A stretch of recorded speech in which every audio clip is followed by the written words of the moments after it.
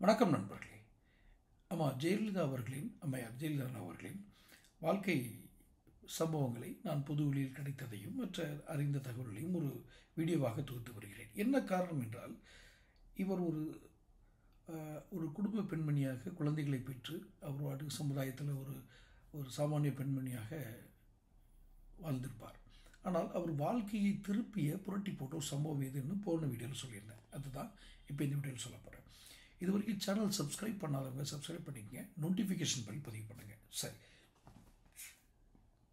அவங்க பெங்களூரில் கஷ்டப்பட்டாங்க, மைசூர்லேருந்து வந்தாங்க, இதெல்லாம் உங்களுக்கு சொன்னேன். ஆனால் அந்த வாழ்க்கையை புரட்டி போட்ட சம்பவம் அப்படிங்கிறது என்ன? அவர் அதுக்கு போகிறதுக்கு முன்னாடி அவர் யாருடைய ஒத்தாசையில், அதாவது உதவியில் வளர்ந்தார் அப்படின்னா, உங்களுடைய சித்தி, அவங்க பேர் வித்யாவதி, அவங்களுடைய அரவணைப்பில் தான் அவர் வளர்ந்துருக்காங்க. இன்னும் சொல்லப்போனால் சில ஜெயலலிதா அம்மையுடைய உடை நாகரிகம், உடை பாவனை, மனதைரியம், வாழ்க்கையை எதிர்கொள்ளும் துணிச்சல், இதெல்லாம் அவர் சித்தியிடமிருந்து தான் வந்திருக்கிறதாக நான் நினைக்கிறேன். சரி, இப்போ போன இதில் சொல்லியது மாதிரி ஜெயலலிதாவுடைய அம்மாவுடைய அப்பா ஒரு பெரிய நல்ல வசதியான வாழ்க்கை வாழ்ந்தவர். திரும்ப பொருளாதார சிக்கல் உறவும் அவரால் விட முடியல, ஒரு நெருக்கடியாக இருக்கிறாரு. இப்போ ஒரு நாள் நான் எல்லாத்துக்கும் ஒரு தீர்வு கண்டுட்டு வரேன் அப்படின்னு சொல்லிட்டு பெங்களூர் கிளம்பி போகிறாரு. மெல்ல மெல்ல அவர் இயல்புக்கு திரும்பினார். அப்படிங்கிறதுனால சரி, அவர் பெங்களூர் போகிறார். பெங்களூருக்கு வழி அனுப்பி வைக்கிறார் பிள்ளைகளை. நீங்கள்லாம் பெங்களூர் போங்க, மைசூரில் இருக்காங்க இல்லையா, பெங்களூர் போங்க, நான் எப்படியாவது ஒரு சில வேலைகளை முடிச்சுட்டு வரேன்னு சொல்கிறாரு. அப்போது சரி, தவறுகளை உணர்ந்து மெல்ல மெல்ல திரும்பி வர்றாரு, நமக்காக ஏதோ ஒரு நல்லது செய்ய போகிறாருன்னு நினச்சி நம்பி அவங்களும் பெங்களூர் கிளம்பி போயிடுறாங்க. யார்? ஜெயலலிதாவோட அம்மாவும் ஜெயலலிதா, இந்த குழந்தைகள்லாம் இதுக்கு போயிடுறாங்க. அவருடைய அண்ணன் ஜெயக்குமார் எல்லாம் போயிடுறாங்க. அப்போது அந்த எப்படியாவது ஒரு தீர்வு படத்தோடு வருவார்கிட்ட ஒரு 2 நாளில் பெங்களூருக்கு ஒரு கருப்பு கலர் வண்டி வந்து நிற்கிது. அதுலேருந்து பார்த்தா ஜெயராம் தான் வர்றார் அப்படின்னு பார்த்தா இல்லை, அவருடைய உடல் உயிர் பிரிந்த உடல். அப்போ நள்ளிரவில் பார்க்குறாங்க, உறவினர்கள்லாம் வாசலில் காத்திருக்காங்க, வர்றாங்களே, நீங்கள் வந்துடுவாப்பில் எப்படியும் அப்படின்றதுல அதிகமாக தகவல் தொடர்பு இல்லாத காலங்கள் தானே, 2 நாளில் வந்துடுவார் அப்படின்னு எல்லாம் பெங்களூரில் காத்திருக்காங்க. அது காணும். அப்போ அவங்க ஜெயலலிதாவுடைய தாய் சந்தியா அவருங்க சிவப்பு சேலை கட்டியிருந்ததா ஒரு அம்மையார் ஜெயலலிதா கூறியதாக ஒரு இது உண்டு.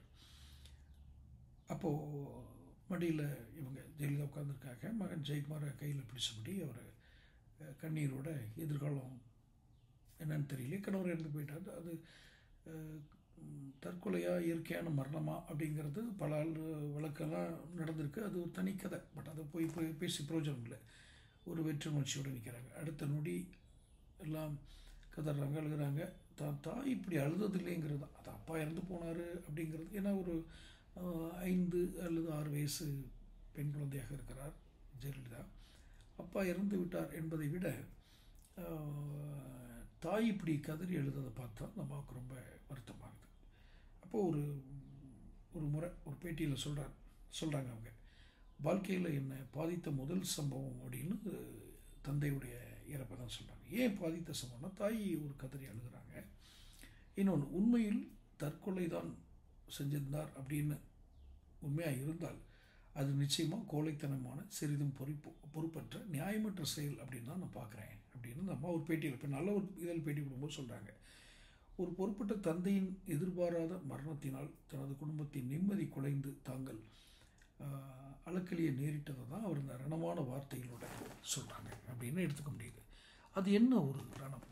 தந்தையை இழந்த, அது என்ன ஒரு ரணம்னா, எப்படிப்பட்ட ரணம் பாருங்கள். தந்தையை இழந்த, அதுவும் ஒரு பொறுப்பு இல்லாமல் சிறு குழந்தைகளாக இருக்காங்க. நாம் இப்படி ஒரு தற்கொலை செய்து கொண்டோம் என்றால் அந்த குடும்பம் என்ன ஆகும் என்பதெல்லாம் அவர் யோசிக்காமல் இருந்திருப்பாரா என்று சொல்ல முடியாது. ஒரு தனி மனிதன் தானே, அவருக்கும் ஆசபாசங்கள் இல்லாமல் இருந்திருக்க மாட்டார். ஆனால் அந்த முடிவு அவரை வேறு விதமாக காட்டுகிறது, சற்றும் பொறுப்பற்றவராக காட்டுகிறது. அப்படி ஒரு எதிர்பாராத சம்பவத்தினால் தான் அவர் திரும்ப சித்தி வித்யாவதியோட வர்றார். அதாவது ஜெயலலிதா அவர்களுடைய சித்தி வித்யாவதி, அவங்க இப்போ ஏர் ஹோஸ்டஸாக இருக்காங்க. குடும்பத்தை இவங்களை காப்பாற்றுறதுக்கு அவங்க ரெடியாக இருக்காங்கன்னு வச்சுக்கோங்களேன். ஏன்னா வேறு வழி இல்லை அவங்க அம்மாவுக்கு. அப்போது ஜெயலலிதாவோட அம்மாவுக்கு இன்கம் டேக்ஸில் ஒரு கடைநிலை ஊழியர் வேலை கிடைக்குது. அவங்க சித்தி வந்து விமான பணிப்பெண்ணாக இருக்கிறாங்க. ஸோ அது மாதிரி அவங்க இங்கிலீஷ் ஒரு நுனிநாக்கு ஆங்கிலம் சொல்கிறபடி இங்கிலீஷ் பாப்பட்டி இருக்கணும், முழங்கால் வரைக்கும் அந்த ஸ்கர்ட் போட்டிருக்கணும். இது மாதிரி இதெல்லாம் பார்த்து தான் மிக துணிச்சலாளராகவும் இருக்குது. ஏன்னா அந்த காலத்துலேயே அவங்க ஏர்ஹோஸ்டஸாக இருக்காங்கன்னா it's not easy one to two. So குடும்பத்துக்கு இது வந்து ஒரு ஆர்த்தடாக்ஸ் பிராமின் ஃபேமிலி. ஸோ குடும்பத்துக்கு விரோதமான இந்த தோட்டத்தினால அவங்க அப்பா ரங்கசுவாமி, அதாவது ஜெயலலிதாவுடைய தாத்தா, அம்மாவுடைய தாத்தா, அவர் வீட்டிலேயே சேர்க்க மறுத்துட்டார் அப்படின்னா இந்த அளவுக்கு அவங்க துணிச்சலாக இருக்கிறாங்க. இந்த மாதிரி தோற்றமே முதல்ல ஒரு ஆர்த்தடாக்ஸ் ஃபேமிலிக்கு ஒத்துறாரு. ஒரு வகையில் ஜெயலலிதாவுடைய துணிச்சல் குணத்துக்கு சித்தி வித்யாவதியோட ஆதர்சமாக இருந்திருக்கலாம்னு ஒரு பார்வை. வித்யாவதி பெங்களூரில் வர்ற ஒரு தகவல் கிடச்சா அவங்க அம்மா தான் வீட்லேயும் சாப்பாடெலாம் எடுத்துகிட்டு போய், ஏன்னா ஃப்ளைட் தானே பெங்களூர் வந்துன்னா மாநிலத்துக்கு கொண்டு போய் அந்த குழந்தைகளுக்கு குழந்தையோடு போய் அந்த வித்யாவதிக்கு சாப்பாடெல்லாம் கொடுத்துட்டு வருவாங்க. அப்போது வித்யாவதி ஒரு நாள் கேட்குறாங்க, எங்கேயாவது தனியாக அழைச்சிட்டு போவாங்க அடிக்கடி ஜெயலலிதா அந்த சின்ன பிள்ளைகள் இருக்கும்போது. அப்போ இவங்களுக்கு ஒரு விஷயம், ஏன்னா சாக்லேட்டு கேக் ஐஸ்கிரீம் ட்ரெஸ் எல்லாம் வாங்கி கொடுப்பாங்க. ஏன்னா அவங்க தான் அஃப்கோர்ஸ் ஒரு பெரிய பணம், அன்னைக்கு அவங்க பண வசதியோடு இருந்ததுனால இப்படி எதை கேட்டாலும் வாங்கி தரதுனால அப்போது அது 2 நாளைக்கு சென்னைக்கு என் கூட அனுப்பி வைங்கன்னு சொல்கிறாப்புல யார், அந்த வித்யாவதி அம்மா. அப்போது சரி இதை ஏன் நம்ம பண்ணக்கூடாது, அனுப்பிச்சுடுவோமே அப்படின்ட்டு சந்தியா சரின்றாங்க. அப்போ தான் அவங்க சென்னைக்கு வர்றாங்க 1000 கனவுகளோடு வர்றாங்க. மெரினா பீச் ரெஸ்டாரண்ட்டு, விதவிதமான உணவு, பிரபல துணிக்கடையில் புது புது நிறங்களை உடை, ரொம்ப பிரமிக்க வைக்கிறாங்க வித்யாவதி. சென்னையில் அவரை கவர்ந்த இடம் அப்படின்னா மெரினா கடற்கரையை சொல்கிறாங்க.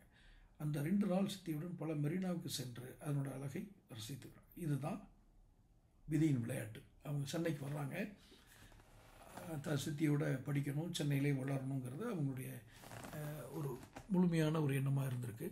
அதாவது இதில் முக்கியமாக கவனிக்க வேண்டியது, அவங்க லட்சக்கணக்கான மக்கள் ஃபாலோ பண்ண அவங்களுடைய மரணம், அம்மையாருடைய மரணம் வந்து பெரும் ஒரு துயரமாக மக்கள் எல்லாரும் வருத்தப்படும் அளவுக்கு நடந்தது. இதில் இருக்கிற ஒரு முக்கியமான நிகழ்வு, இங்கு விதியின் விளையாட்டு என்று தான் கூற வேண்டும்.